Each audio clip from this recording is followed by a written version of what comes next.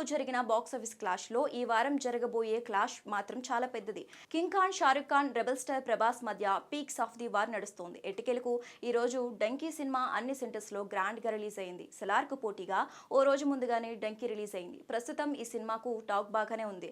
అయితే morning show దాదాపు fans మాత్రమే వెళ్తారు కాబట్టి రియల్ మౌత్ టాక్ తెలియాలి అంటే కనీసం వన్ డే అయినా వెయిట్ చేయాలి. కానీ సోషల్ మీడియాలో షారుఖ్స్ డిజాస్టర్ డంకీ ట్యాగ్స్ ట్రెండ్ అవుతోంది. టాక్ తో సంబంధం లేకుండా షారుఖ్స్ డిజాస్టర్ డంకీ ట్యాగ్ ట్రెండ్ చేస్తున్నారు ప్రభాస్ ఫ్యాన్స్.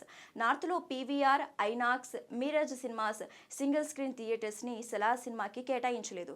డంకీ సినిమాకి మాత్రమే థియేటర్స్ కేటాయించి సెలార్ కి పేర్ డిస్ట్రిబ్యూషన్ జరగలేదని ప్రభాస్ ఫ్యాన్స్ సోషల్ మీడియాలో ట్వీట్స్ చేస్తున్నారు.